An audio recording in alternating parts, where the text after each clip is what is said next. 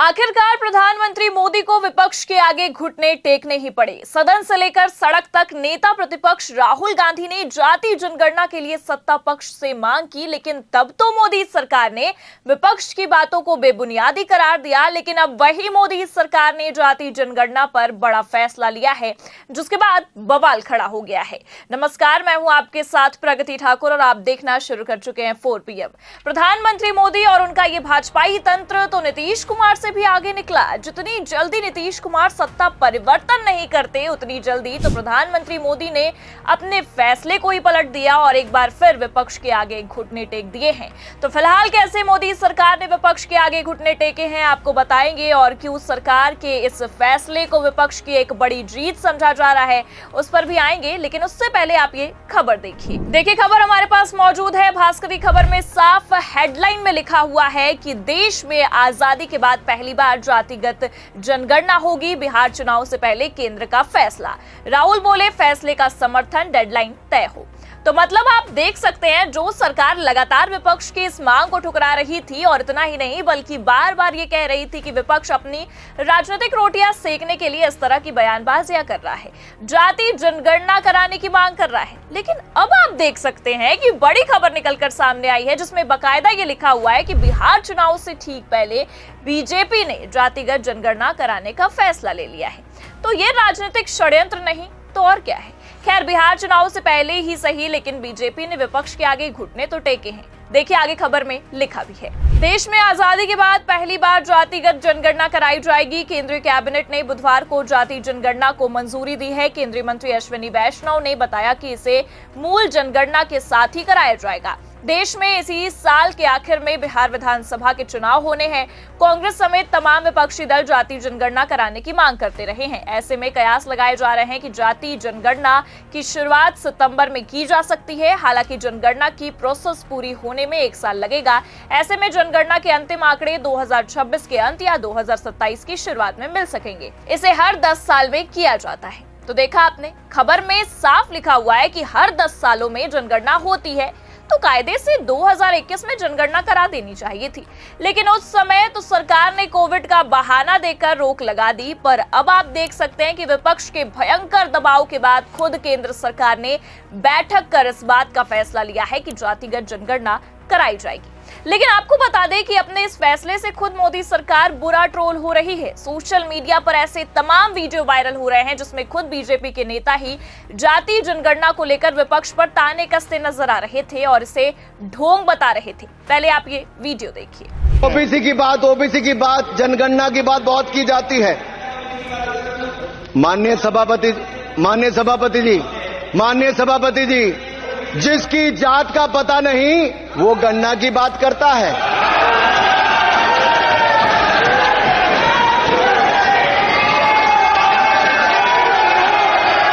जिसकी जात का पता नहीं वो गणना की बात करता है।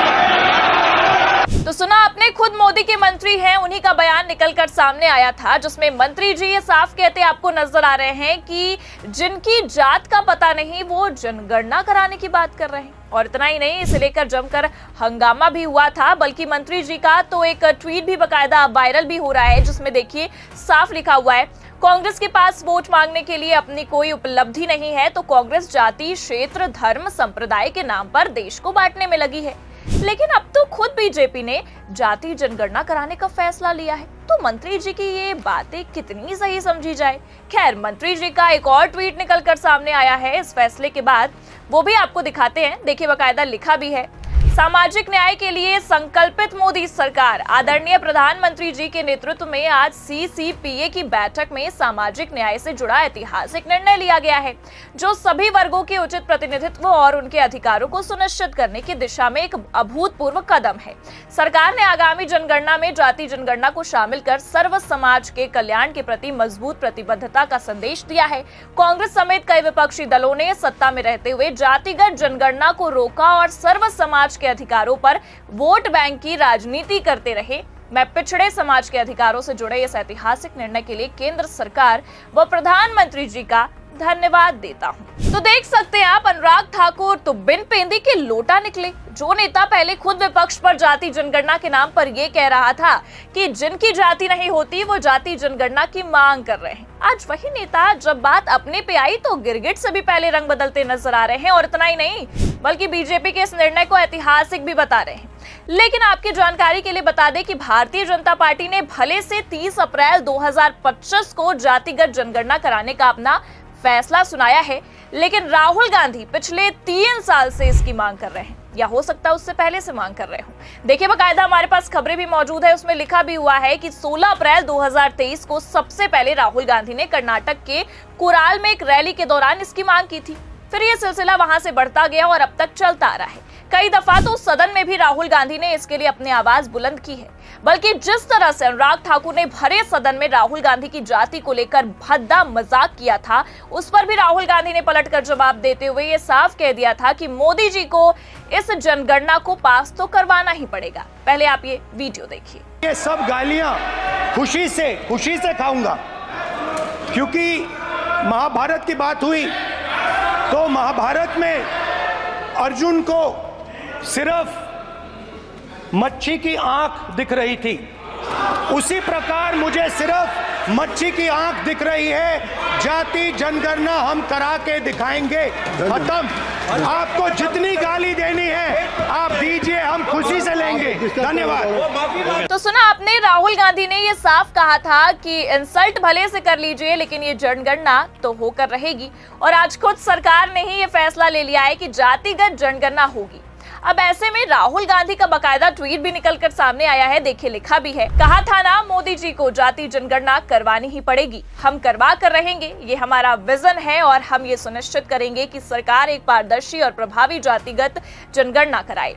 सबको साफ साफ पता चले कि देश की संस्थाओं और पावर स्ट्रक्चर में किसकी कितनी भागीदारी है। जाति जनगणना विकास का एक नया आयाम है। मैं उन लाखों लोगों और सभी संगठनों को बधाई देता हूं जो इसकी मांग करते हुए लगातार मोदी सरकार से लड़ाई लड़ रहे थे। मुझे आप पर गर्व है। अब ऐसे में ये साफ समझ में आ रहा है कि देर से ही सही लेकिन मोदी सरकार ने विपक्ष के आगे घुटने तो टेक दिए हैं और अब किसी भी हालत में जातिगत जनगणना होकर रहेगी। इसे लेकर अब खुद ही मोदी सरकार ट्रोल हो रही है। तमाम तरह के मीम्स, कार्टून बनाए जा रहे हैं जिसमें राहुल गांधी और प्रधानमंत्री मोदी को भी दिखाया जा रहा है कि आखिरकार लौट कर बुद्धू घर को तो आए। फिलहाल अब सरकार के इस फैसले के बाद चर्चा ये भी है कि सरकार ने ये फैसला बिहार विधानसभा चुनाव से ठीक पहले लिया है। इसके पीछे सरकार की कोई बड़ी चुनावी रणनीति भी हो सकती है।